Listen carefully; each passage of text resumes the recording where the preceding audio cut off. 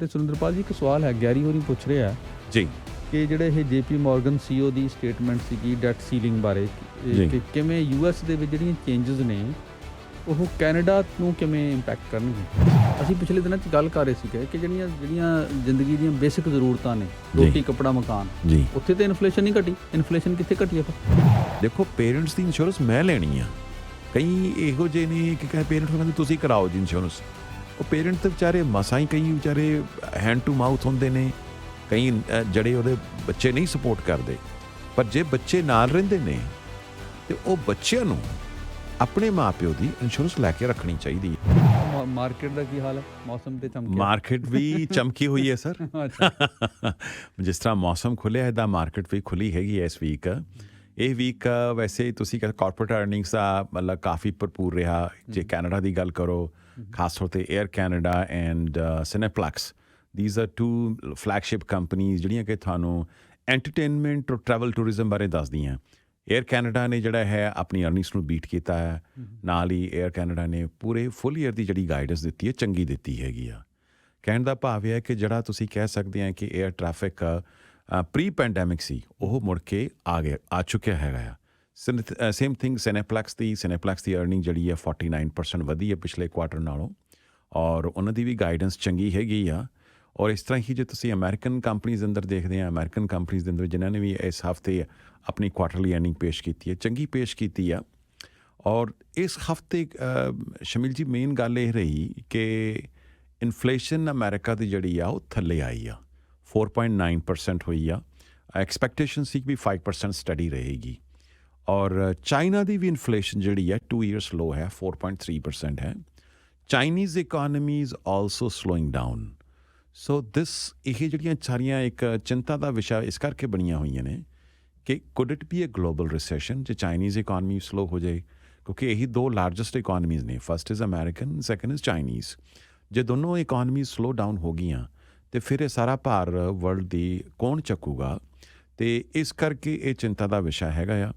ਔਰ ਕੱਲ੍ਹ ਜਿਹੜੀ ਹੈ G7 ਦੇ ਕੰਟਰੀਜ਼ ਦੇ ਅੰਦਰ ਅਮਰੀਕਨ ਦੇ ਜਿਹੜੇ ਹੈ ਫਾਈਨੈਂਸ ਸੈਕਟਰੀ ਨੇ, ਉਹਨੇ ਇਹ ਗੱਲ ਅਸ਼ੋਰੈਂਸ ਦਿੱਤੀ ਹੈਗੀ ਆ ਬਈ ਅਮਰੀਕਾ ਕਹਿ ਲਓ ਕਿ ਡਿਫਾਲਟ ਨਹੀਂ ਕਰੇਗਾ ਆਪਣੀ ਡੈਟ ਪੇਮੈਂਟਸ ਨੂੰ, ਕਿਉਂਕਿ ਇਹ ਵੀ ਬੜਾ ਇਸ ਟਾਈਮ ਤਲਵਾਰ ਲਟਕੀ ਹੋਈ ਹੈ ਕਿ ਤੁਹਾਨੂੰ ਪਤਾ ਹੈ ਅਮਰੀਕਾ ਕੋਲ ਹਰ 2-3 ਸਾਲ ਬਾਅਦ ਮੈਂ ਦੇਖਦਾ ਜੀ, ਮਤਲਬ ਪਿਛਲੇ ਤੁਸੀਂ ਕਹਿ ਸਕਦੇ ਆ 60 ਈਅਰਸ ਦੇ ਅੰਦਰ almost this is the 30th time ਕਿ ਇਹ ਜਿਹੜਾ ਹੈ ਡੈਟ ਸੀਲਿੰਗ ਲਿਮਿਟ ਅਮਰੀਕਾ ਦੇ ਲਾਅ ਮੇਕਰਸ ਨੂੰ ਵਧਾਉਣੀ ਪੈਂਦੀ ਹੈ, ਕਿਉਂਕਿ ਅਮਰੀਕਾ ਨੇ ਜਿੰਨਾ ਕਰਜ਼ਾ ਲਿਆ ਹੋਇਆ ਉਹਨੂੰ ਫਿਰ ਕਰਜ਼ਾ ਉਹਨਾਂ ਦਾ ਹੋਰ ਵੱਧ ਕਰਨਾ ਹੈ ਅੱਗੇ, ਅਤੇ ਉਹ ਫਿਰ ਲਾਅ ਮੇਕਰਸ ਤੋਂ ਉਹਨਾਂ ਨੂੰ ਇਜਾਜ਼ਤ ਲੈਣੀ ਪੈਂਦੀ ਹੈ। ਔਰ ਉਹਦੇ ਅੰਦਰ ਕਾਫੀ ਇਹਨਾਂ ਦੇ ਆਪਸ 'ਚ ਰਿਪਬਲਿਕਨ ਐਂਡ ਡੈਮੋਕ੍ਰੇਟਸ ਦੇ ਸਿੰਘ ਫਸਦੇ ਹੈਗੇ ਆ। ਔਰ ਮੈਂ ਹਮੇਸ਼ਾ ਦੇਖਿਆ ਜੀ ਲਾਸਟ ਮੂਮੈਂਟ 'ਤੇ ਜਾ ਕੇ ਡੀਲ ਥਰੂ ਹੁੰਦੀ ਹੈ, ਕਾਫੀ ਡਰਾਮਾ ਹੁੰਦਾ ਆ। ਅਤੇ ਇਹ ਪਿੱਛੇ ਇੱਕ ਚਿੰਤਾ ਦਾ ਵਿਸ਼ਾ ਇਸ ਕਰਕੇ ਬਣੀ ਸੀ ਵੀ ਹੋ ਸਕਦਾ ਇਸ ਵਾਰੀ ਅਮਰੀਕਨ ਜਿਹੜੀ ਰਿਪਬਲਿਕਨ ਪਾਰਟੀ ਹੈ ਉਹ ਅਲਾਉ ਨਾ ਕਰੇ, ਦੇ ਮੇ ਸੇ ਕਿ ਲੈਟ ਇਟ ਫਾਲਟਰ ਔਰ ਇਹ ਡਿਫਾਲਟ ਕਰੇ। ਲੇਕਿਨ ਇਹ ਕੰਟਰੀ ਲਈ ਬਹੁਤ ਵੱਡਾ ਨੁਕਸਾਨ ਹੋਏਗਾ, ਨਾਟ ਓਨਲੀ ਕੰਟਰੀ ਲਈ, ਅਮਰੀਕਨ ਇਕਾਨਮੀ ਲਈ, ਅਮਰੀਕਨ ਡਾਲਰ ਲਈ, ਅਮਰੀਕਾ ਦੀ ਸੁਪਰਮੇਸੀ ਲਈ ਇਹ ਬਹੁਤ ਵੱਡਾ ਨੁਕਸਾਨ ਹੋਏਗਾ। ਅਤੇ ਕੱਲ੍ਹ ਜੈਨਟ ਯੈਲਨ ਨੇ ਵੀ ਜਿਹੜੀ ਕਿ ਉਹਨਾਂ ਨੇ ਵੀ ਇਹ ਕਿਹਾ ਹੈ ਜੀ ਕਿ ਉਹ ਅਮਰੀਕਾ ਇਸ ਬਾਰੇ ਕਦੀ ਵੀ ਨਹੀਂ ਸੋਚ ਸਕਦਾ। ਔਰ ਉਹਨੇ ਰੀਅਸ਼ੋਰ ਕੀਤਾ ਵਰਲਡ ਦੇ ਜਿਹੜੇ ਫਾਈਨੈਂਸ ਲੀਡਰਸ ਨੇ ਵੀ ਇਸ ਤਰ੍ਹਾਂ ਦਾ ਕੋਈ ਵੀ ਤੁਸੀਂ ਚਿੰਤਾ ਨਾ ਕਰੋ। ਔਰ hopefully by end of this month ਇਹ ਜਿਹੜਾ ਹੈ ਉਹਨਾਂ ਦੀ ਡੈਟ ਸੀਲਿੰਗ ਲਿਮਿਟ ਵੱਧ ਵੀ ਜਾਏਗੀ। ਪਰ ਓਵਰਆਲ ਮਾਰਕੀਟ ਦੇ ਅੰਦਰ ਜਿਹੜੀ ਅਪਰੋਚ ਹੈ ਜੀ ਮੋਰ ਕੌਸ਼ੀਅਸ ਹੈਗੀ ਆ। ਜਦੋਂ ਕੌਸ਼ੀਅਸ ਹੈਗੀ ਆ, ਨਾਲ ਦੇ ਨਾਲ ਸ਼ਮੀਲ ਜੀ ਇਹ ਵੀ ਗੱਲ ਹੈਗੀ ਆ ਕਿ ਜਿਹੜੀ ਤਲਵਾਰ ਸਾਡੇ ਸਿਰ 'ਤੇ ਲਟਕੀ ਹੁੰਦੀ ਸੀ ਵੀ ਇੰਟਰਸਟ ਵਧਣਗੇ, ਉਹ ਮੈਂ ਸਮਝਦਾ ਜੀ ਉਹ ਤਲਵਾਰ ਖਤਮ ਹੋ ਚੁੱਕੀ ਹੈ। ਹੁਣ ਇਹ ਤਲਵਾਰ ਆ ਗਈ ਹੈ ਬਈ ਇਹ ਰਿਸੈਸ਼ਨ ਕਿੰਨਾ ਕੁ ਡੀਪ ਹੋਏਗਾ। ਜਿਸ ਤਰ੍ਹਾਂ ਕੋਈ ਬੜੇ ਵਧੀਆ ਜਾਰਗਨਸ ਕਈ ਯੂਜ਼ ਕਰਦੇ ਨੇ, ਸੌਫਟ ਲੈਂਡਿੰਗ ਹੋਏਗੀ ਜੀ, ਮਾਈਲਡ ਰਿਸੈਸ਼ਨ ਹੋਏਗਾ, ਮੋਡਰੇਟ ਹੋਏਗਾ, how severe the recession will be, it is a question. ਅਤੇ ਇਸ ਕਰਕੇ market is taking its own turn. ਔਰ ਸਭ ਤੋਂ ਖਾਸ ਗੱਲ ਇਹ ਹੈ ਕਿ ਫਾਈਨੈਂਸ਼ੀਅਲ ਇੰਸਟੀਟਿਊਸ਼ਨ ਜਿਹੜੇ ਨੇ ਇਹ ਬੜੇ ਖਤਰੇ 'ਚ ਹੈਗੇ ਨੇ ਅਮਰੀਕਾ ਦੇ। ਤੁਸੀਂ ਦੇਖਿਆ ਅਮਰੀਕਾ ਦੇ ਕਈ ਰੀਜਨਲ ਬੈਂਕਸ ਜਿਹੜੇ ਨੇ ਫੇਲ ਹੋਏ ਨੇ।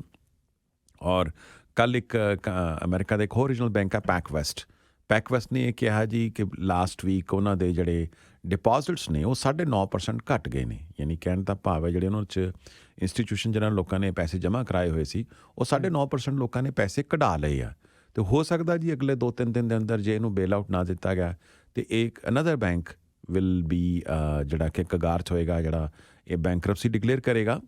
ਨਾਲ ਹੀ ਅਮਰੀਕਾ ਨੇ ਇੱਕ ਹੋਰ ਚੀਜ਼ ਲਗਾਈ ਹੈ ਜੀ, ਉਹਨਾਂ ਨੇ $15 ਬਿਲੀਅਨ ਦੀ ਐਕਸਟਰਾ ਇੱਕ ਸਪੈਸ਼ਲ ਪ੍ਰੀਮੀਅਮ ਲਗਾਈ ਹੈ ਜਿਹੜੇ ਕਿ ਵੱਡੇ ਬੈਂਕ ਨੇ। ਵੱਡੇ ਬੈਂਕ ਜਿਵੇਂ ਬੈਂਕ ਆਫ ਅਮਰੀਕਾ ਹੈ, ਸਿਟੀ ਬੈਂਕ ਹੈ, JP ਮੋਰਗਨ ਸਟੈਨਲੀ, ਗੋਲਡਮਨ ਸੈਕ, ਇਹ 5-7 ਮਤਲਬ ਵੱਡੇ ਬੈਂਕ ਹੈਗੇ ਨੇ। ਤਾਂ ਉਹਨਾਂ ਨੇ ਕਿਹਾ ਵੀ ਇਹ ਅਮਰੀਕਨ ਪਬਲਿਕ ਨਹੀਂ ਪੇ ਕਰੇਗੀ, ਕਿਉਂਕਿ ਉੱਥੇ ਜਿਸ ਤਰ੍ਹਾਂ ਸਾਡੇ ਇੱਥੇ CDIC ਹੈ, ਕੈਨੇਡਾ ਡਿਪੋਜ਼ਿਟ ਇੰਸ਼ੋਰੈਂਸ ਕਾਰਪੋਰੇਸ਼ਨ, ਉੱਥੇ FDIC ਹੈ, ਫੈਡਰਲ ਡਿਪੋਜ਼ਿਟ ਇੰਸ਼ੋਰੈਂਸ ਕਾਰਪੋਰੇਸ਼ਨ, ਉਹ $2.5 ਲੱਖ ਤੱਕ ਜਿਹੜਾ ਹੈ ਪਰ ਡਿਪੋਜ਼ਿਟ ਹੋਲਡਰ ਦਾ ਗਾਰੰਟੀ ਕਰਦੇ ਨੇ। ਤਾਂ ਉਹਨਾਂ ਨੇ ਕਿਹਾ ਵੀ ਇਹ ਅਮਰੀਕਨ ਸਰਕਾਰ ਨਹੀਂ ਦੇਗੀ, ਜਿਹੜੇ ਵੱਡੇ ਇੰਸਟੀਟਿਊਸ਼ਨ ਨੇ ਉਹਨਾਂ ਨੂੰ ਇੱਕ ਸਪੈਸ਼ਲ ਪ੍ਰੀਮੀਅਮ ਟੈਕਸ ਲਗਾ ਦਿੱਤਾ ਗਿਆ, ਉਹਨਾਂ ਤੋਂ $15 ਬਿਲੀਅਨ ਲਏ ਗਏ ਨੇ। ਤੇ ਉਹ ਜਿਹੜੇ ਪੈਸੇ ਨੇ ਜਿਹੜੀਆਂ ਕਈ ਹੁਣ ਬੇਲ ਆਊਟ ਦੇਣਗੇ ਜਾਂ ਛੋਟੇ ਬੈਂਕ ਫੇਲ ਹੋਣਗੇ ਉੱਥੇ ਜਿਹੜਾ ਉਹ ਯੂਜ਼ ਕੀਤੇ ਜਾਣਗੇ। ਪਰ ਇਹ ਵੀ ਹੁਣ ਇੱਕ ਹੈਗਾ ਜੀ ਕਿ ਵੱਡਾ ਬੈਂਕ ਹੀ ਕਿਉਂ ਪੇ ਕਰੇ, ਛੋਟਾ ਬੈਂਕ 'ਚ ਫੇਲ ਹੋ ਰਿਹਾ, why the large bank should pay. So it is a debatable issue. But having said this thing, ਜਿਹੜੀ ਇਹ ਦਸ਼ਾ ਹੈ ਇਹ ਦੱਸ ਰਹੀ ਹੈ ਕਿ ਇੰਟਰਸਟ ਵਧਾਉਣ ਵਾਲਾ ਜਿਹੜਾ ਸਟੋਰੀ ਹੈ ਜੋ ਖਤਮ ਹੋ ਚੁੱਕੀ ਹੈ ਸਰ। ਪਰ ਜਿਵੇਂ ਤੁਸੀਂ ਰਿਸੈਸ਼ਨ ਦੀ ਗੱਲ ਕੀਤੀ ਹੈ, ਕਈ ਵਾਰ ਜਿਵੇਂ ਕਹਿੰਦੇ ਨੇ ਕਈ ਕਿ ਜਿਹੜਾ ਇਹਦੇ 'ਚ ਇੱਕ ਸਾਈਕੋਲੋਜੀਕਲ ਫੈਕਟਰ ਵੀ ਹੁੰਦਾ। ਐਬਸੋਲੂਟਲੀ। ਕਈ ਵਾਰ ਇਹ ਇੱਕ ਮੂਡ ਇਸ ਕਿਸਮ ਦਾ ਬਣ ਜਾਂਦਾ। Greed and fear, these are the to things which drive the market. ਤੇ ਉਹ ਜਦੋਂ ਹੁਣ ਫੀਅਰ ਵਾਲਾ ਚੀਜ਼ ਡੋਮੀਨੇਟ ਕਰਨੀ ਸ਼ੁਰੂ ਹੋ ਗਈ ਜੀ, ਤੇ ਇਹ ਵੀ ਹੋ ਸਕਦਾ ਕਿ ਜਿਹੜੀਆਂ ਇਕਨੋਮਿਸਟ ਦੇ ਅਨੁਮਾਨ ਨੇ ਉਹਨਾਂ ਨਾਲੋਂ ਸਿਚੁਏਸ਼ਨ ਜ਼ਿਆਦਾ ਵੀ ਖਰਾਬ ਹੋ ਸਕਦੀ ਹੈ। ਹੋ ਸਕਦੀ ਹੈ sir, it depends on the global factor. Europe ਦੇ ਅੰਦਰ ਕਿੰਨਾ, ਦੇਖੋ Europe is almost in the recession now, ਔਰ ਯੂਰਪ ਦੇ ਅੰਦਰ ਇਨਫਲੇਸ਼ਨ ਡਬਲ ਡਿਜਿਟਸ ਹੈਗੀ ਆ। European inflation is not coming down. England ਨੇ ਮਤਲਬ 2008 ਤੋਂ ਬਾਅਦ ਇੰਨਾ ਵੱਧ ਇੰਟਰਸਟ ਰੇਟ ਹੈਗਾ। ਪਿਛਲੇ ਵੀਕ ਆਸਟ੍ਰੇਲੀਆ ਨੇ ਵੀ ਆਪਣਾ ਇੰਟਰਸਟ ਵਧਾਇਆ ਹੈਗਾ ਆ। ਤੇ it depends how the global situation ਅਨਫੋਲਡਸ। ਪਰ Americans economy as of now ਬੜੀ ਸੋਲਿਡ ਫੁਟਿੰਗ 'ਤੇ ਹੈਗੀ ਆ। ਔਰ ਚਾਈਨੀਜ਼ ਇਕਾਨਮੀ ਜਿਹੜੀ ਹੈ ਉਹ ਵੀ ਜ਼ਿਆਦਾ ਚਿਰ ਇਹਨੂੰ ਝੱਲ ਨਹੀਂ ਸਕਦੀ। ਮੈਂ ਸਮਝਦਾ China will also come out with certain bail out package ਕਿ ਆਪਣੀ ਇਕਾਨਮੀ ਨੂੰ ਬੂਸਟ ਕਰੇਗਾ, ਕਿਉਂਕਿ ਚਾਈਨਾ ਦੀ ਆਪਣੀਆਂ ਇੰਟਰਨਲ ਪ੍ਰੋਬਲਮਸ ਵੀ ਹੈਗੀਆਂ ਨੇ। ਐਕਸਟਰਨਲ ਤਾਂ ਹੈ ਹੀ ਹੈ, ਜਿਸ ਤਰ੍ਹਾਂ ਕੋਵਿਡ ਤੋਂ ਬਾਅਦ China has been a target, ਔਰ ਉਸ ਤੋਂ ਬਾਅਦ ਜਿਹੜਾ ਹੈ ਇਹ ਦੋਨੋਂ ਹੀ ਮੇਨ ਇੰਜਨ ਨੇ। ਇਹ ਦੋਨੋਂ ਮੇਨ ਇੰਜਨ ਸਹੀ ਹੋ ਜਾਂਦੇ then there is no situation sir. ਤੇ ਸੁਰਿੰਦਰਪਾਲ ਜੀ, ਇੱਕ ਸਵਾਲ ਹੈ, ਗੈਰੀ ਹੋਰੀ ਪੁੱਛ ਰਿਹਾ ਜੀ ਕਿ ਜਿਹੜੇ ਇਹ JP ਮੋਰਗਨ CEO ਦੀ ਸਟੇਟਮੈਂਟ ਸੀਗੀ ਡੈਟ ਸੀਲਿੰਗ ਬਾਰੇ, ਕਿ ਕਿਵੇਂ US ਦੇ ਵਿੱਚ ਜਿਹੜੀਆਂ ਚੇਂਜਸ ਨੇ ਉਹ ਕੈਨੇਡਾ ਨੂੰ ਕਿਵੇਂ ਇੰਪੈਕਟ ਕਰਨਗੀਆਂ? ਦੇਖੋ ਸਰ, ਡੈਟ ਸੀਲਿੰਗ ਜਿਸ ਤਰ੍ਹਾਂ ਮੈਂ ਤੁਹਾਨੂੰ ਦੱਸਿਆ, ਡਰਾਮਾ ਹਰ 2-3 ਸਾਲ ਬਾਅਦ ਅਮਰੀਕਾ 'ਚ ਹੁੰਦਾ ਆ, ਔਰ it is will be full blown drama ਹੋਏਗਾ। ਤੁਸੀਂ ਦੇਖੋਗੇ ਅਗਲੇ 2 ਹਫ਼ਤੇ ਤੁਹਾਨੂੰ ਜ਼ਿਗ ਜ਼ੈਗ ਦੇਖਣ ਨੂੰ ਮਿਲੇਗਾ। ਰਿਪਬਲਿਕਨ ਕੁਝ ਕਹਿਣਗੇ, ਡੈਮੋਕ੍ਰੇਟ ਕੁਝ ਕਹਿਣਗੇ, but at the 11th hour will be definitely settlement ਉਹਨਾਂ ਦੀ ਹੋ ਜਾਂਦੀ ਆ। ਔਰ ਅਮਰੀਕਾ ਨੇ ਅੱਜ ਤੱਕ ਹਿਸਟਰੀ 'ਚ ਕਦੀ ਆਪਣੀ ਪੇਮੈਂਟ ਡਿਫੋਲਟ ਨਹੀਂ ਕੀਤੀ। ਹਾਂ, ਇਹ ਜ਼ਰੂਰ ਹੈ ਕਿ ਉਹਨੂੰ ਐਕਸਟੈਂਡ ਕਰਦੇ ਰਹਿੰਦੇ ਨੇ ਹੋਰ 2 ਘੰਟੇ ਲਈ, 6 ਘੰਟੇ ਲਈ। ਇਸ ਤਰ੍ਹਾਂ ਪਿਛਲੀ ਵਾਰੀ ਵੀ ਹੋਇਆ ਸੀ, ਓਬਾਮਾ ਦੇ ਟਾਈਮ ਵੀ ਬਹੁਤ ਜ਼ਿਆਦਾ ਡਰਾਮਾ ਹੁੰਦਾ ਸੀਗਾ। ਪਰ ਇਹ ਆਈ ਡੋਂਟ ਥਿੰਕ ਸੋ ਜਿਸ ਤਰ੍ਹਾਂ ਕਿ ਜੈਨਟ ਯੈਲਨ ਸੇਜ਼ ਇਜ਼ ਅਨਥਿੰਕੇਬਲ ਵੀ ਇਹ ਤੁਸੀਂ ਸੋਚ ਵੀ ਨਹੀਂ ਸਕਦੇ ਵੀ America will default the payments. ਪਰ ਇਹ ਮੀਡੀਆ ਦੇ ਅੰਦਰ, ਮੀਡੀਆ ਨੂੰ ਇੱਦਾਂ ਦਾ ਤੁਹਾਨੂੰ ਪਤਾ ਡਰਾਮਾ ਚਾਹੀਦਾ ਹੁੰਦਾ ਹੈ ਤੇ ਇਹ ਚੱਲਦੇ ਰਹਿਣਾ। ਮੀਡੀਆ ਨੇ ਤਾਂ ਹੀ ਚੱਲਣਾ ਜੀ। ਜੀ। ਤੇ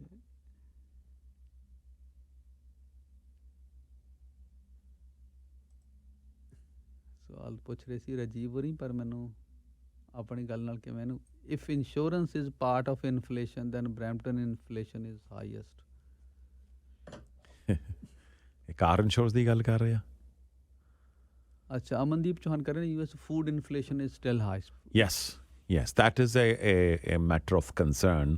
ਫੂਡ ਇਨਫਲੇਸ਼ਨ ਕੈਨੇਡਾ 'ਚ ਵੀ ਹਜੇ ਹਾਈ ਹੈ ਜੀ। US food inflation is still high. ਅਸੀਂ ਪਿਛਲੇ ਦਿਨਾਂ 'ਚ ਗੱਲ ਕਰ ਰਹੇ ਸੀਗੇ ਕਿ ਜਿਹੜੀਆਂ ਜ਼ਿੰਦਗੀ ਦੀਆਂ ਬੇਸਿਕ ਜ਼ਰੂਰਤਾਂ ਨੇ, ਰੋਟੀ, ਕੱਪੜਾ, ਮਕਾਨ, ਉੱਥੇ ਤਾਂ ਇਨਫਲੇਸ਼ਨ ਨਹੀਂ ਘਟੀ। ਇਨਫਲੇਸ਼ਨ ਕਿੱਥੇ ਘਟੀ ਹੈ ਫਿਰ? Yes absolutely right. ਜਿਹੜੀਆਂ ਤੁਸੀਂ ਦੇਖੋਗੇ ਈਵਨ ਤੁਸੀਂ ਏਅਰ ਟਿਕਟ ਨਾਲ ਕਿਸੇ ਨਾਲ ਗੱਲ ਕਰਕੇ ਦੇਖੋ ਕਿੰਨੀਆਂ ਮਹਿੰਗੀਆਂ ਹੋ ਗਈਆਂ ਟਿਕਟਾਂ। ਔਰ 에ਅਰ ਫਿਊਲ ਇੰਨਾ ਮਹਿੰਗਾ ਤਾਂ ਨਹੀਂ ਹੋਇਆ ਹੈਗਾ, ਪਰ ਐਨੀਵੇ ਉਹ ਮੈਨੂੰ ਲੱਗਦਾ ਜਿਹੜੀਆਂ 에ਅਰਲਾਈਨਸ ਕੰਪਨੀ ਨੇ ਵੀ 2 ਸਾਲ ਜਿਹੜਾ ਘਾਟਾ ਪਿਆ ਉਹਨੂੰ ਹੁਣ ਉਹ ਰਿਕਵਰ ਕਰਨ 'ਚ ਲੱਗੇ ਹੋਏ ਨੇ। ਪਰ ਜਿਹੜੀ ਕੱਲ ਹੈ ਫੂਡ ਇਨਫਲੇਸ਼ਨ ਦੀ, ਇਹ ਕਾਫੀ ਹੱਦ ਤੱਕ ਸਪਲਾਈ ਚੇਨ ਦੇ ਨਾਲ ਵੀ ਹੈਗੀ ਹੈ ਰਿਲੇਟਡ। ਸੈਕਿੰਡ, ਹੋਰਡਰਸ ਵਰ ਆਲਸੋ ਹੋਰਡਿੰਗ ਗੁੱਡਸ, ਅਤੇ ਉਹ ਹੁਣ ਜਦੋਂ ਸਪਲਾਈ ਬਹਾਲ ਹੋ ਜਾਣੀ ਹੈ ਉਹ ਉਹਨਾਂ 'ਤੇ ਵੀ ਪ੍ਰੈਸ਼ਰ ਪੈਣਾ ਹੋਰਡਰਸ 'ਤੇ ਵੀ ਜਿਨ੍ਹਾਂ ਨੇ ਹੋਰਡਿੰਗ ਕੀਤੀ ਹੋਈ ਸੀਗੀ, ਦੇ ਮੇ ਰਿਲੀਜ਼ ਦੀ ਸਪਲਾਈਜ਼। ਅਤੇ ਇਹ ਤੁਸੀਂ ਦੇਖੋਗੇ ਜਦੋਂ ਹੁਣ ਮਾਈਲਡ ਰਿਸੈਸ਼ਨ ਆਉਂਦਾ ਆ, ਸੋ ਦਿਸ ਵਿਲ ਸਮੂਥਨ ਆਟੋਮੈਟਿਕਲੀ, ਇਹ ਤੁਹਾਨੂੰ ਅਗਲੇ 5-7 ਮਹੀਨੇ 'ਚ ਜਿਹੜੀ ਆ ਉਹ ਨਜ਼ਰ ਆ ਜਾਏਗੀ ਸਰ।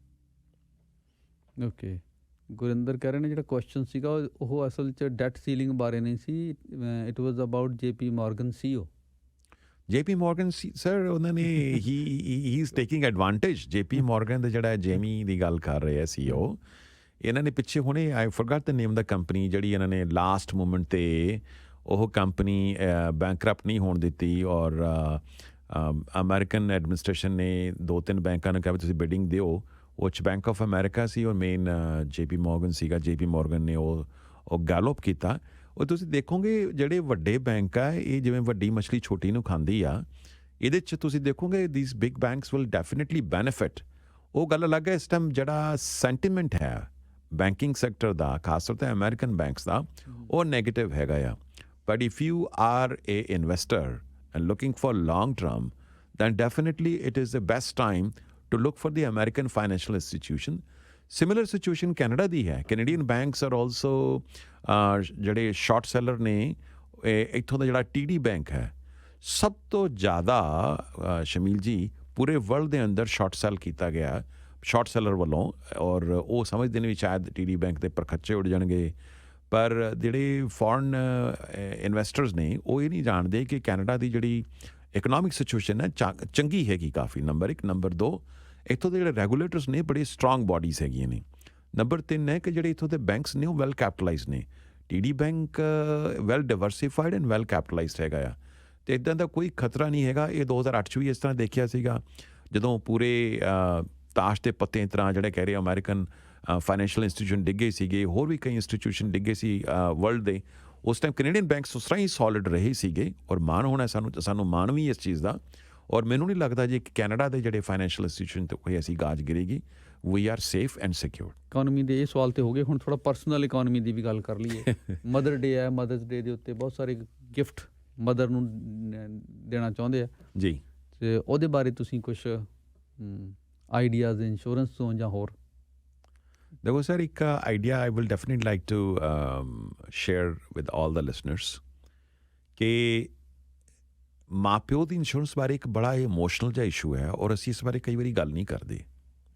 ਆਈ ਥਿੰਕ 96 ਜਾਂ 97 'ਚ ਆਈ ਸਟਾਰਟਡ ਡੂਇੰਗ ਸੈਮੀਨਾਰਸ। ਇੱਥੇ ਮੈਂ ਮੋਸਟਲੀ ਜਿੰਨੇ ਸੀਨੀਅਰ ਕਲੱਬ ਹੈਗੇ ਨੇ, Malton, Brampton, Mississauga, Scarborough, I started doing it, giving ਦਮ ਅਵੇਅਰਨੈਸ ਕਿ ਬਈ ਦੇਖੋ, ਜ਼ਿੰਦਗੀ ਦੀ ਸੱਚਾਈ ਵੀ ਹੈ। ਗੀਤਾ 'ਚ ਵੀ ਲਿਖਿਆ ਹੈ ਵੀ ਜੀਵਨ ਝੂਠ ਹੈ, ਮ੍ਰਿਤਯ ਸੱਤਯ ਹੈ। ਉਹ ਸਾਡੀ ਗੁਰਬਾਣੀ 'ਚ ਵੀ ਲਿਖਿਆ ਵੀ ਜੀਵਨ ਮੌਤ ਸੱਚਾਈ ਆ, ਇਹ ਭਾਣਾ ਸਭ 'ਤੇ ਵਰਤਣਾ ਆ। ਔਰ ਅਮੂਮਨ ਜਿਹੜੇ ਸਾਡੇ ਕਲਚਰ ਦੇ ਅੰਦਰ ਪੇਰੈਂਟਸ ਨਾਲ ਰਹਿੰਦੇ ਨੇ, ਜਿਸ ਤਰ੍ਹਾਂ ਮੇਰੇ ਮੰਮੀ ਨਾਲ ਰਹਿੰਦੇ ਨੇ, ਅਤੇ ਮੋਸਟਲੀ ਪੇਰੈਂਟਸ ਨਾਲ ਰਹਿੰਦੇ ਨੇ। ਔਰ ਇਹ ਹਕੀਕਤ ਹੈ ਕਿ ਇਹ ਜਦੋਂ ਰੱਬ ਦਾ ਭਾਣਾ ਵਰਤਣਾ ਆ, ਅਤੇ ਤੁਹਾਨੂੰ ਕੋਈ ਕਹਿ ਲਓ ਮਿਨੀਮਮ 10-15 ਤੋਂ 20,000 ਖਰਚਾ ਤੁਹਾਨੂੰ ਪੈ ਜਾਣਾ ਆ। ਜਿਸ ਤਰ੍ਹਾਂ ਦੇ ਹਾਲਾਤ ਨੇ, ਇਹ ਹਰ ਬੰਦਾ ਅਫੋਰਡ ਨਹੀਂ ਕਰ ਸਕਦਾ ਰਾਈਟ ਅਵੇ ਵੀ ਤੁਹਾਡੇ ਕੋਲ $20,000 ਜਾਂ $15,000 ਹੋਣ। ਅਤੇ ਇਟ ਇਜ਼ ਆਲਵੇਜ਼ ਗੁੱਡ ਕਿ ਤੁਸੀਂ ਆਪਣੇ ਪੇਰੈਂਟਸ ਦੀ ਇੰਸ਼ੋਰੈਂਸ ਲੈ ਕੇ ਰੱਖੋ। ਪੇਰੈਂਟਸ ਨਾ ਪੇ ਕਰਨ। ਦੇਖੋ, ਪੇਰੈਂਟਸ ਦੀ ਇੰਸ਼ੋਰੈਂਸ ਮੈਂ ਲੈਣੀ ਆ। ਕਈ ਇਹੋ ਜਿਹੇ ਨੇ ਕਿ ਪੇਰੈਂਟਸ ਨੂੰ ਕਹਿੰਦੇ ਤੁਸੀਂ ਕਰਾਓ ਜੀ ਇੰਸ਼ੋਰੈਂਸ। ਉਹ ਪੇਰੈਂਟਸ ਤਾਂ ਵਿਚਾਰੇ ਮਸਾਂ ਹੀ, ਕਈ ਵਿਚਾਰੇ ਹੈਂਡ ਟੂ ਮਾਊਥ ਹੁੰਦੇ ਨੇ, ਕਈ ਜਿਹੜੇ ਉਹਦੇ ਬੱਚੇ ਨਹੀਂ ਸਪੋਰਟ ਕਰਦੇ। ਪਰ ਜੇ ਬੱਚੇ ਨਾਲ ਰਹਿੰਦੇ ਨੇ ਅਤੇ ਉਹ ਬੱਚਿਆਂ ਨੂੰ ਆਪਣੇ ਮਾਂ ਪਿਓ ਦੀ ਇੰਸ਼ੋਰੈਂਸ ਲੈ ਕੇ ਰੱਖਣੀ ਚਾਹੀਦੀ ਆ। Like my mother lives with me, so I should buy an insurance for my mother. ਇਹਦਾ ਬੈਨੀਫਿਟ ਉਹ ਕਹਿਣ ਨੂੰ ਕਹਿੰਦੇ ਆ ਕਿ ਮਦਰ ਦੀ ਇੰਸ਼ੋਰੈਂਸ ਲਈ ਆ, ਮਦਰ ਨੂੰ ਥੋੜ੍ਹਾ ਵਿਚਾਰੀ ਨੂੰ ਫਾਇਦਾ ਹੋਣਾ, ਫਾਇਦਾ ਤਾਂ ਮੈਨੂੰ ਹੋਣਾ ਆ, ਕਿਉਂਕਿ ਮਦਰ ਨੇ ਤਾਂ ਚਲੇ ਜਾਣਾ ਆ। ਉਸ ਤੋਂ ਬਾਅਦ ਮੇਰੇ 'ਤੇ ਕੋਈ ਬਰਡਨ ਨਹੀਂ ਪਏਗਾ, ਕੋਈ ਫਾਈਨੈਂਸ਼ੀਅਲ ਬਰਡਨ ਨਹੀਂ ਪਏਗਾ। ਜਿਹੜਾ ਇਮੋਸ਼ਨਲ ਲੋਸ ਆ ਉਹ ਤਾਂ ਚਲਾ ਗਿਆ, ਮਾਂ ਨੂੰ ਤਾਂ ਕੋਈ ਨਹੀਂ ਵਾਪਸ ਲਿਆ ਸਕਦਾ। ਲੇਕਿਨ ਇਹ ਚੀਜ਼ ਹੈਗੀ ਹੈ ਕਿ ਜਦੋਂ ਤੁਹਾਡੇ ਤੇ ਇਮੋਸ਼ਨਲ ਲਾਸ ਦੇ ਨਾਲ ਫਾਈਨੈਂਸ਼ੀਅਲ ਲਾਸ ਵੀ ਹੋ ਜਾਵੇ, ਉਹ ਦੋਨੋਂ ਲਾਸਸ ਜਿਹੜੇ ਆ ਇਕੱਠੇ ਕੋਈ ਫੈਮਿਲੀ ਨਹੀਂ ਜਰ ਸਕਦੀ। ਇਸ ਕਰਕੇ ਆਈ wood strongly recommend not only having insurance for parent but also have a will। ਬਹੁਤ ਸਾਰੇ ਲੋਕ ਇੱਥੇ ਨੇ ਜਿਨ੍ਹਾਂ ਦੀ ਕਈਆਂ ਦੀ ਮਤਲਬ ਮੇਰੇ ਮੰਮੀ ਦੇ ਨਾਂ 'ਤੇ ਕੁਛ ਐਸਟਸ ਜ਼ਮੀਨ ਹੈਗੀ ਇੰਡੀਆ 'ਚ ਹੈ, ਘਰ ਹੈਗਾ, ਕੋਠੀ ਹੈ ਉੱਥੇ, ਉਹ ਮਦਰ ਦੇ ਨਾਂ 'ਤੇ ਆ, ਅਤੇ ਉਹ ਵਸੀਅਤ ਜਿਹੜੀ ਹੈ ਉਹ ਕਰਨੀ ਵੀ ਬੜੀ ਜ਼ਰੂਰੀ ਹੈ। ਉਹ ਵਸੀਅਤ ਇੱਥੇ ਮੇਰੇ ਵਸੀਅਤ 2 ਕਰਵਾਉਣੀ ਹੈ, ਇੱਕ ਕੈਨੇਡਾ 'ਚ ਕਰਵਾਉਣੀ ਹੈ, ਇੱਕ ਮੈਂ ਇੰਡੀਆ 'ਚ ਕਰਵਾਉਣੀ ਹੈ। ਕੈਨੇਡਾ 'ਚ ਤੁਸੀਂ ਜਿਹੜੀ ਆ ਉਹ ਕੈਨੇਡੀਅਨ ਐਸਟਸ ਲਈ ਹੈਗੀ ਹੈ, ਇੰਡੀਆ ਦੀ ਜਿਹੜੀ ਵਸੀਅਤ ਹੈ ਉਹ ਇੰਡੀਅਨ ਐਸਟਸ ਲਈ ਹੈਗੀ ਹੈ, ਸੋ ਦੈਟ ਕਿ ਕੱਲ੍ਹ ਨੂੰ ਜਿਹੜੀ ਤੁਹਾਡੀ ਐਸਟੇਟ ਦੀ ਡਿਸਟਰੀਬਿਊਸ਼ਨ ਹੋਣੀ ਹੈ ਉਹ ਸਮੂਥ ਔਰ ਵਰੀ ਫਰੀ ਹੋਵੇ। ਤੀਸਰੀ ਗੱਲ, ਮੈਨੂੰ ਪਾਵਰ ਆਫ ਅਟਾਰਨੀ ਵੀ ਲੈ ਕੇ ਰੱਖਣੀ ਚਾਹੀਦੀ ਹੈ। ਪਾਵਰ ਆਫ ਅਟਾਰਨੀ 2 ਤਰ੍ਹਾਂ ਦੀ ਹੈ, power of attorney for personal care and power of attorney for properties. ਕਿਉਂਕਿ ਜੇ ਸਪੋਜ਼ ਮਾਈ ਮਦਰ ਦੀ ਮੈਂ ਹੁਣ ਵਿਲ 'ਤੇ ਕੀਤੀ ਹੋਈ ਹੈ, let's say my mother get into dementia, when she's in dementia या Alzheimer या कई बार ऐसा mentally incapacitated, she cannot take any financial decision, ਤੇ ਉਹ ਵਿਲ ਤੇ ਤਾਂ ਕੰਮ ਆਊਗੀ ਨਾ ਜਦੋਂ ਡੈਥ ਹੋ ਜਾਏਗੀ। ਤੇ ਜਦ ਉਹ ਇਸ ਕਰਕੇ power of attorney for personal care and property is also very important ਕਿ I can take a decision. ਮੰਨ ਲਓ ਮਦਰ ਦਾ ਆਪਰੇਸ਼ਨ ਹੋਣਾ ਕੋਈ, and now she is not a mentally good health, so if I have a power of attorney, I can guide my doctor, I can tell my doctor what is best decision for my mother। so ਇਹ ਚੀਜ਼ਾਂ ਜਿਹੜੀਆਂ ਨੇ ਅਸੀਂ ਆਮ ਜਿਹੜੀਆਂ ਨੇ ਉਹ neglect ਕਰਦੇ ਹਾਂ। ਪੇਰੈਂਟਸ ਨਾਲ ਰਹਿੰਦੇ ਨੇ, ਪੇਰੈਂਟਸ ਦੀ ਅਸੀਂ ਬਹੁਤ ਕਦਰ ਕਰਦੇ ਹਾਂ, ਪੇਰੈਂਟਸ ਦੀ ਰਿਸਪੈਕਟ ਕਰਦੇ ਹਾਂ, ਲੇਕਿਨ ਜਦੋਂ ਇਹਨਾਂ ਚੀਜ਼ਾਂ 'ਤੇ ਗੱਲ ਆਉਂਦੀ ਹੈ ਉਹ ਕਹਿੰਦੇ ਨਹੀਂ ਛੱਡੋ ਜੀ, ਪੇਰੈਂਟਸ ਨੇ ਮੈਨੂੰ ਪਾਲਿਆ ਆ, ਮੈਂ ਆਹ ਨਹੀਂ ਕਰ ਸਕਦਾ। ਦੇਖੋ ਸਵਾਲ ਇਹ ਹੈ ਕਿ 15-20 ਹਜ਼ਾਰ ਡਾਲਰ ਤੁਹਾਨੂੰ ਜੇ ਕਿਉਂ ਇਕੱਠਾ ਖਰਚਾ ਦੇਣਾ ਪਏ, ਤੁਹਾਨੂੰ ਉਹੀ 20-30 ਜਾਂ $50 ਮੰਥਲੀ ਐਕਸਪੈਂਸ ਦੇ ਅੰਦਰ ਉਹ ਚੀਜ਼ ਤੁਹਾਡੀ ਕਵਰ ਹੁੰਦੀ ਹੈ। Why you want to take this kind of risk, number 1। Number 2 ਕਿ ਆਹ ਥੋੜ੍ਹੇ ਜਿਹੇ ਪੈਸੇ ਲੱਗਦੇ ਨੇ ਮਦਰ ਦੀ ਆਪਣੀ ਇੰਡੀਆ ਵੀ ਔਰ ਇੱਥੇ ਵੀ ਪੇਰੈਂਟਸ ਦੀ ਜਿਹੜੀ ਹੈ ਤੁਸੀਂ ਆਪਣੀ will and power of attorney, ਇਹ ਦੋਨੋਂ ਚੀਜ਼ਾਂ ਲੈ ਕੇ ਰੱਖਣੀਆਂ ਚਾਹੀਦੀਆਂ ਸਰ। ਬਿਲਕੁਲ ਜੀ, ਇਹ ਤੇ ਕਈ ਵਾਰ ਅਸੀਂ ਇੱਦਾਂ ਦੀਆਂ ਚੀਜ਼ਾਂ ਨੂੰ ਡਿਸਕਸ ਨਹੀਂ ਕਰਦੇ, ਵੈਸੇ ਵੀ ਉਹਨੂੰ ਲੱਗਦਾ ਕਿ ਇਸ ਚੀਜ਼ ਬਾਰੇ ਨਹੀਂ ਸੋਚਣਾ। ਯੈਸ, ਉਹ ਸੋਚਦੇ ਵੀ ਸ਼ਾਇਦ ਇਹ ਸੋਚਾਂਗੇ ਹੋਣੀ ਆ, ਹੋਣੀ ਤਾਂ ਹੈਗੀ ਹੈ, ਪਰ ਉਸ ਦੇ ਵੀ ਮੇਰੇ ਨਾਲ ਨਹੀਂ ਹੋਣੀ, ਕਿਸੇ ਹੋਰ ਨਾਲ ਹੋਣੀ ਹੈ, ਸਭ ਨਾਲ ਹੋਣੀ ਹੈ। ਸੋ ਇਸ ਚੀਜ਼ ਨੂੰ ਜੇ ਤੁਸੀਂ ਬੈਟਰ ਪਲਾਨ ਕਰ ਲਓਗੇ ਤਾਂ ਇਹ ਤੁਹਾਡੀ ਵੀ ਜ਼ਿੰਦਗੀ ਸੁਖਾਲੀ ਹੋਏਗੀ, ਤੁਹਾਡੇ ਪੇਰੈਂਟਸ ਲਈ ਵੀ ਵਧੀਆ ਹੋਏਗਾ ਔਰ ਸਮੂਥ ਹੋਏਗਾ ਸਰ।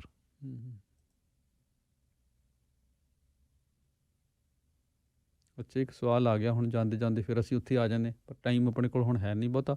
ਕੁਇਕ ਕਮੈਂਟ ਤੁਸੀਂ ਕਰ ਸਕਦੇ ਹੋ। ਹੈਰੀ ਪੁੱਛ ਰਿਹਾ ਕਿ ਕੈਨੇਡਾ ਇੰਟਰਸਟ ਰੇਟ ਡਾਊਨ ਜਾਏਗਾ ਜਾਂ ਨਹੀਂ, ਵਾਟ ਅਬਾਊਟ ਹਾਊਸ ਮਾਰਕੀਟ, ਕੁਛ ਇਸ ਤਰ੍ਹਾਂ ਬੇਸਿਕਲੀ ਹਾਊਸਿੰਗ ਮਾਰਕੀਟ ਬਾਰੇ ਜਾਣਨਾ ਚਾਹੁੰਦੇ ਹੈ। ਦੇਖੋ ਸਰ, ਹਾਊਸਿੰਗ ਮਾਰਕੀਟ ਜਿੱਥੇ ਤੱਕ ਰੀਅਲ ਸਟੇਟ ਵਾਲੇ ਤੁਹਾਨੂੰ ਬੈਟਰ ਦੱਸ ਸਕਦੇ ਆ ਕਿ ਹਾਊਸਿੰਗ ਦੇ ਅੰਦਰ ਜਿਹੜੀ ਛੋਟੇ ਘਰਾਂ ਦੀ ਗੱਲ ਹੈ, ਲੋ ਲੈਵਲ ਦੇ ਘਰਾਂ ਦੀ, ਉਹ 'ਚ ਤਾਂ ਬਿਲਕੁਲ ਮੈਨੂੰ ਲੱਗਦਾ ਹੌਟ ਹੈਗੀ ਇਸ ਟਾਈਮ, ਔਰ ਉਹ ਮੈਨੂੰ ਨਹੀਂ ਲੱਗਦਾ ਜੀ ਉਹ ਠੰਡੀ ਹੋਣੀ ਆ, ਕਿਉਂਕਿ ਲੋਕਾਂ ਨੇ ਰਹਿਣ ਲਈ ਘਰ ਵੀ ਲੈਣੇ ਆ, ਨਵੇਂ ਇਮੀਗ੍ਰੈਂਟ ਜਿਹੜੇ ਆ ਰਹੇ ਉਹਨਾਂ ਨੇ ਘਰ ਲੈਣੇ ਆ। ਥਰਡ ਜਿਹੜਾ ਹੈ, ਹਾਲਾਂਕਿ ਬੈਂਕ ਆਫ ਕੈਨੇਡਾ ਨੇ ਨਹੀਂ ਕਿਹਾ, ਗਵਰਨਰ ਨੇ ਵੀ ਮੈਂ ਇੰਟਰਸਟ ਨਹੀਂ ਵਧਾਵਾਂਗਾ, but he has taken a pause. So pause means looks like it is a full stop, same American Fed Reserve is a full stop.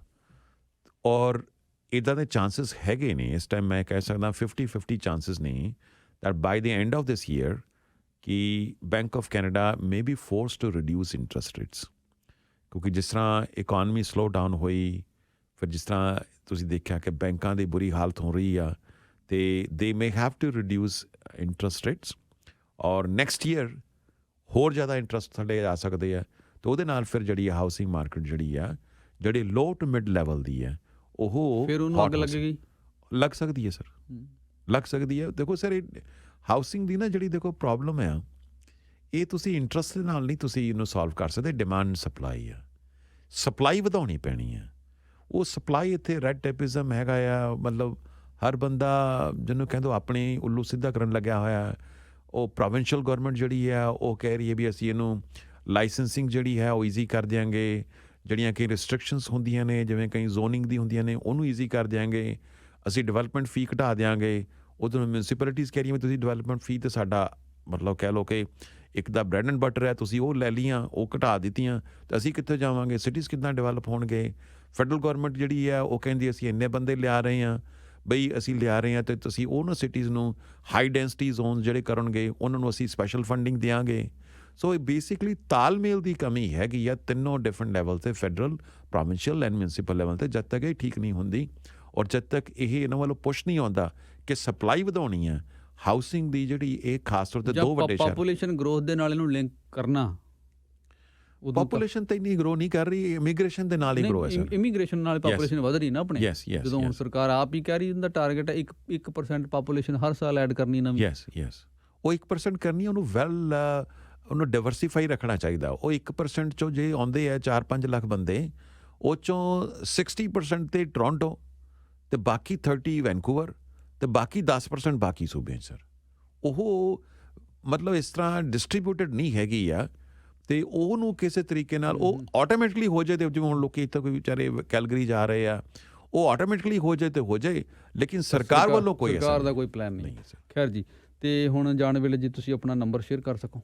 ਸ਼ੋਰ ਜੀ, ਜਾਣ ਤੋਂ ਪਹਿਲੇ ਸਾਰੇ ਹੀ ਸਰੋਤਿਆਂ ਨੂੰ ਹੈਪੀ ਮਦਰਸ ਡੇ ਆਲਸੋ। ਜੇ ਤੁਹਾਨੂੰ ਕੋਈ ਕੁਐਸਚਨ ਹੈਗਾ regarding insurance and financial planning, ਜਾਂ ਤੁਸੀਂ ਇਸ ਖਿੱਤੇ ਨੂੰ ਜੁਆਇਨ ਕਰਨਾ ਚਾਹੁੰਦੇ ਆ, ਦੈਨ ਗਿਵ ਮੀ ਅ ਕਾਲ। ਮਾਈ ਡਾਇਰੈਕਟ ਲਾਈਨ ਨੰਬਰਸ 416-573-4798, 416-573-4798, ਪੰਜਾਬੀ 'ਚ 416-573-4798। ਥੈਂਕ ਯੂ ਸ਼ਮਿਲ ਜੀ। Thank you.